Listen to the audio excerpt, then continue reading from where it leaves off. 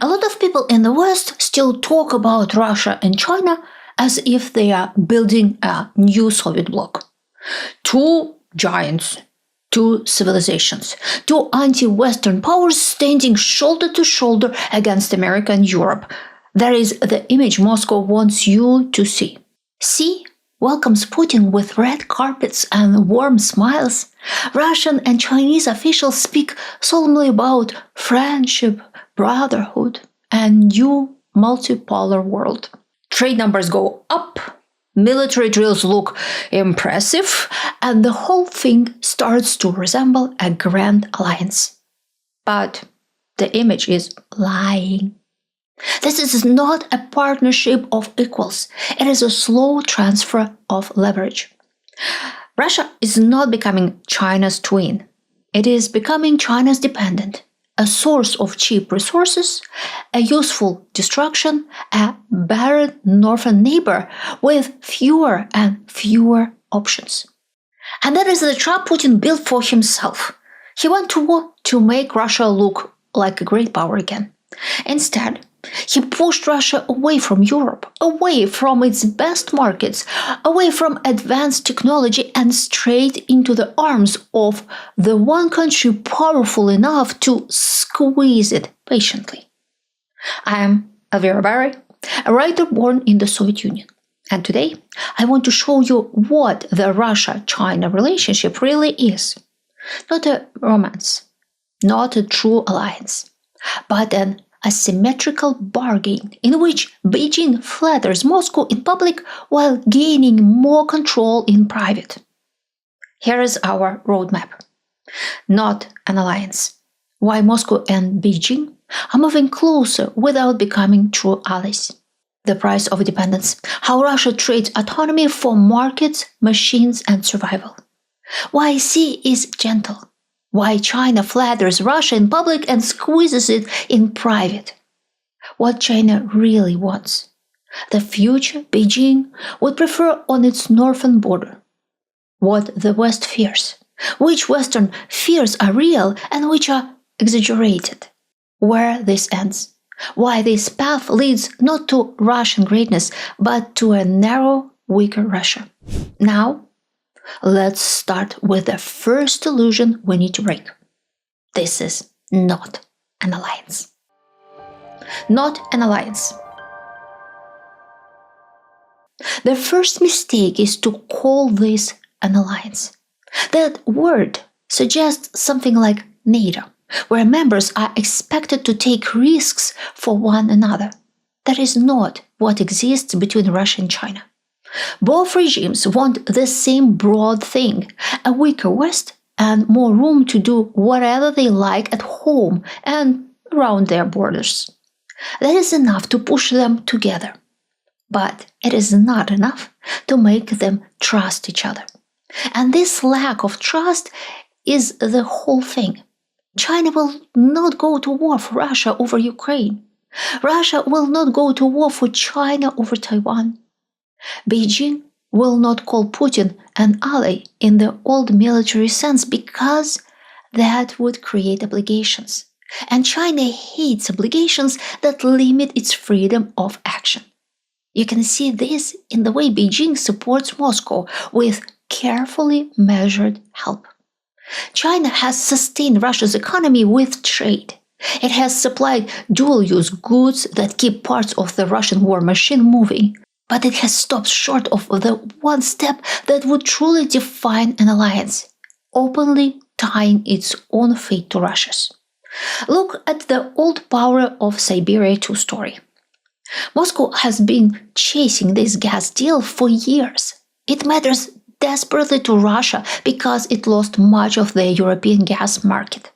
And yet, the deal kept stalling because China had no reason to hurry. Even after a memorandum was announced, pricing and timeline were still unresolved. That tells you almost everything. In a real alliance, the stronger side sometimes pays extra to keep the weaker side afloat. China does the opposite. Waits, watches, and bargains harder. Or take military ties. Yes, the two countries drill together more often than before, but they still do not behave like one military system. There's no real integration behind the loud and shiny facade. That is why the phrase "no limits partnership" is so misleading. The limits are everywhere. They just are not written on the banner. The price of dependence. Now let's look at the structure underneath the speeches. This relationship is dangerous for Russia because it has almost no viable alternative to China as a trading partner. And once you lose alternatives, you stop negotiating and start pleading. That is the real shift. For years, Russia used to sit between big markets, Europe, USA, and China, and play them against each other. That world is gone. Now China is the only remaining big partner, the only country that can provide Russia with markets, equipment, electronics, cars, machine tools, industrial components, and a huge chunk of its economic oxygen. The structure of their trade tells the story. Russia sends oil, gas, coal, metals, timber, and other raw materials. China sends the things a modern industrial economy actually needs to keep functioning: machinery, electronics, vehicles, components, and finished goods. That does not automatically make Russia a colony, but it does create a hierarchy. When your strongest partner can ask for better and better terms because you have nowhere else to go, that is leverage. Again, look at gas. The Oxford Institute for Energy Studies noted this spring that China appears to be demanding extremely favorable terms on Power of Siberia 2, reportedly close to Russian domestic gas prices. Think about how humiliating that is. Russia spent decades selling energy abroad as proof of great power status. Now it needs China so badly that Beijing can reportedly ask for terms that would give it huge sway over one of Russia's main export arteries. Or take cars. Chinese vehicles flooded the Russian market after Western companies left. Then the Russian side got nervous enough to raise levies. And all of this comes with a psychological trick.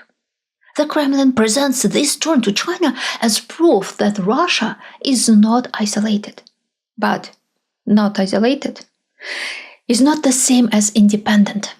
China has more options, a larger economy, and better technology, while Russia has more urgency. And urgency is expensive. So, yes, Russia still has nuclear weapons, a UN Security Council seat, a big army, and a very inflated opinion of itself. But in this relationship, it is the weaker side, the one that needs China much more than China needs it. YC is gentle. You might wonder, if the relationship between Russia and China is that imbalanced, why does Xi behave like they are equals? Why throw such lavish receptions for Putin? Why hug him like a dear friend? Xi does that because it is cheaper, smarter, and more effective than openly humiliating Putin. This is one of the things many Western observers still miss. They look at the red carpets, the warm handshakes, the careful language, and they think, maybe China really sees Russia as an equal. No, China sees Russia as touchy. And when you deal with a touchy man who still has nuclear weapons, a huge border, and a wounded imperial ego, you do not poke him in the face unless you must. You stroke the ego. Then you write the contract with terms that favor your side. China's public style is ritual respect. If you come to Beijing as head of state, you are treated as head of state. The Great Hall, the formal smiles, the performance of mutual admiration. And there's another principle too. Never humiliate a proud authoritarian in public if your real goal is to control him in private. This is not just about Russia. it is also about Chinese political culture. Faith, ceremony, and public hierarchy matter a lot. If Beijing wants to squeeze concessions from you, it would much rather do it behind closed doors, where there are no cameras. That is where China's style feels so different from Europe's. Europe spent years trying to combine business with moral language. Sometimes they did it sincerely, sometimes performatively. But it still had the same effect in Moscow. It was seen as a public insult. China does the opposite. It does not ask about murdered opposition leaders or lecture Putin about civil society. Instead, it tells Putin that he is great and his country is a pillar of the world order. That makes the relationship easier for the Kremlin to digest. The Kremlin wants emotional recognition even more than material gain. China understands that. It gives Russia the recognition in symbolic form and takes the gain in practical form. What China really wants. The main thing China needs is that Russia stays useful and dependent and does not cause any trouble for China. Beijing's ideal is a Russia that behaves almost like Canada did for the United States before Trump. A quiet northern neighbor, a source of resources, and a safe strategic rear. Of course, Russia is not Canada. It is too vain, too militarized, too soaked in imperial fantasy. But that does not change the Chinese preference. It only makes the management harder. So what does Beijing actually want? First, cheap and reliable access to raw materials. Oil, gas, coal, metals, timber, agricultural products. The less freedom Russia has to diversify its customers, the better China's negotiation position becomes. This is why every year of sanctions and rupture with Europe quietly improves Beijing's hand. Second, a northern border that stays calm. China doesn't want a hostile Russia. It does not want a chaotic Russia either. A crumbling nuclear state on your border is a nightmare. So the ideal outcome of the war in Ukraine is neither Russian victory nor Russian collapse. It is controlled weakness. Enough stability to trade and enough dependence to profit. Third, diplomatic usefulness. Russia helps China in places where China prefers not to stand alone. At the UN, in anti-Western messaging, and in the performance of multipolarity that forces Washington and Europe to divide attention and resources. A Russia locked in conflict with the West is, in that narrow sense, useful to China even when it is clumsy. Fourth, technology time. China's real long game is global position, taking and sustaining the lead in chips, EVs, batteries, green tech, critical minerals, and supply chains. That is the real mountain China is climbing. Russia matters mainly as part of the terrain, a country that keeps the West busy while China works on the industries that actually define power in the 21st century. And that is why I think many Russians still misunderstand the relationship. They imagine that China sees Russia as a civilizational equal, a great culture, and a historic force. China may politely say some of that, but what it actually sees is simpler. A weakened neighbor with resources and few alternatives. That does not mean Beijing wants to swallow Russian territory. China does not need to invade Russia to get what it wants. Dependence is much cheaper than occupation. And if you can get the oil, the gas, the market, the diplomatic alignment, and the strategic breathing room without paying the price of conquest, why would you start a costly war? What the West fears. Western audiences usually ask the wrong question first. They ask, are Russia and China becoming friends? That is not the real problem. The real problem is that even without any love, trust, or formal alliance, they can still make the world more dangerous together. That is what the West should fear. The first real fear is Europe. For a long time, many Europeans tried to keep two separate mental boxes. Russia was the security threat, China was the trade problem. That separation is getting harder to sustain. More and more European analysts now say openly that the two theaters are linked. If China helps Russia stay afloat in Ukraine, then China is part of Europe's security problem too. That changes the whole picture. It means European leaders can no longer pretend that business with Beijing is somehow detached from the war on their own continent. China may not be firing missiles at Kharkov, but if it keeps feeding the Russian machine with trade, electronics, industrial support, and diplomatic cover, then Europe is already dealing with a joint problem, even if the two partners still deny it. The second fear is Taiwan. Some people imagine that Beijing looks at Ukraine as a direct rehearsal and that Moscow will automatically assist in some synchronized attack on the democratic world. It is not that simple. But the connection is still real.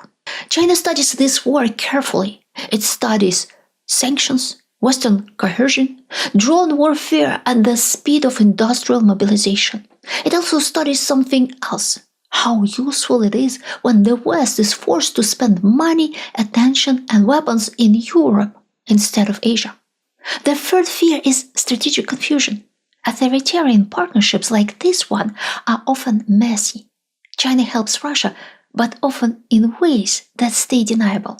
Russia backs China rhetorically, but without surrendering formal independence. So Western policymakers keep wasting time arguing about categories. Is this an alliance? Is this co-belligerence? Is this just trade? Meanwhile, the practical effect keeps growing.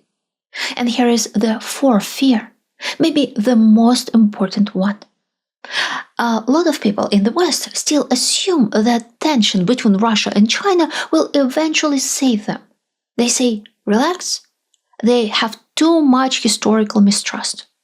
Relax, they both want to dominate too much to cooperate effectively. This is lazy thinking. China and Russia do not need perfect trust to harm Western interests. They only need overlapping incentives. And right now, those incentives are strong enough. China wants the United States stretched thin and Europe nervous.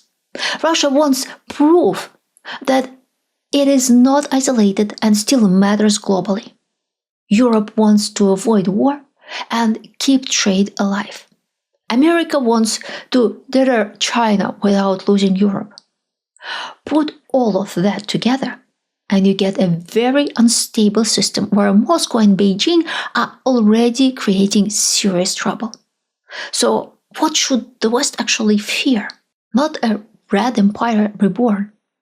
It should fear the current patient, asymmetrical partnership in which China keeps Russia alive just enough to remain useful, while Russia keeps the democratic world distracted, divided, and more expensive to defend. Before we move on, I'd like to show you a short trailer for my historical novel set in China during the Roaring 20s, The White Ghost's Empire. I want to tell you a story about a city once called the splendor of the East and the horror of Asia. Shanghai, the 1920s, jazz drifting through open windows, opium smoke curling beneath chandeliers, white colonists in white suits, certain they were untouchable. Then the Russians arrived, not as conquerors, as refugees. Thousands fleeing the Bolsheviks, stepping onto the docks with nothing. To survive, they scrubbed floors, hauled crates, worked for a bowl of rice. And in doing so, they shattered the illusion of white supremacy, while the Chinese watched closely. And somewhere far away, Moscow was watching too, quietly dreaming of turning the ancient celestial empire into its greatest prize. The White Ghost's Empire, a historical novel about exile rising from the ashes and the clash of the mightiest powers on earth.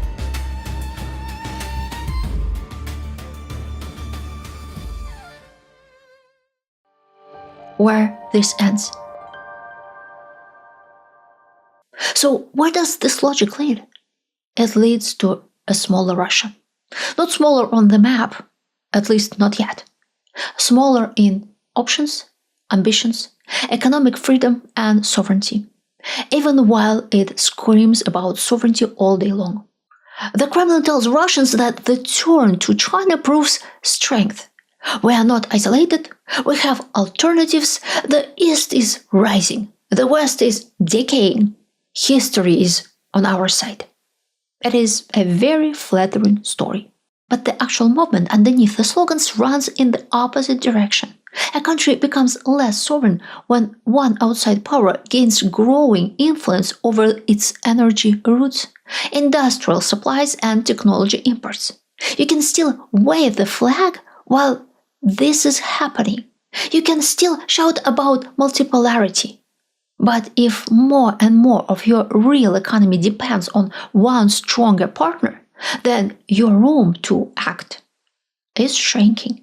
That is what is happening to Russia. And the tragedy is that China does not even need to push very hard. It can afford to be patient. It can watch Russia burn political capital, military capital, Soviet inheritance and access to the West, while Beijing keeps building in the industries that matter most for the next generation of power. The Kremlin still thinks status can substitute for capacity. It thinks that if China treats Russia ceremonially as a great power, then Russia remains one in substance. But modern power is not maintained by ceremony. It is maintained by technology, industry, capital, institutional competence, and options. China has more of all of this. Russia has less of all of this than it did before the war. And war accelerates the gap. The likely outcome is not open Chinese domination in some crude colonial form. It is something subtler and more humiliating. Russia will keep speaking like an empire while behaving more and more like a commodity appendage with nuclear weapons. And this is why I think the final irony is so cruel. Putin went to war in part because he could not bear the idea of Russia becoming smaller in history. He wanted to force the world to treat Russia as a giant again. Instead, he's driving Russia into the one position its elites should fear most: dependence on a stronger civilization that does not need to invade it, because it can simply wait for the discounts to get better. Before we go, I want to ask you something specific. Have you ever seen a friendship between two people, companies, or countries, where one side kept praising the other as an equal, while quietly taking the better deal? What gave it away? The money? The timing? The language? The fact that one side had options and the other didn't? If this video helped you see the Russia-China relationship more clearly, please like the video and subscribe. Share it with one person who still thinks Moscow and Beijing are equal partners building a new Soviet bloc. 大家好，我是主播周玉琴。很多的朋友告诉我们，选择原版的太阳星全效克菲尔益生菌。它添加有羽衣甘蓝，健康再加分。而有睡眠困扰的朋友们，赶快选择蓝色包装这一款晚安加强版，绝对是更有感。每日克菲尔，时刻美好 ，Good Feel Good， 请上快点购为健康下单，而且要记得输入推荐代码，有额外的折扣优惠。太阳星全效克菲尔益生菌基础版、晚安加强版，新包装改版，内容不变，抽取更方便。要吃就吃最好的。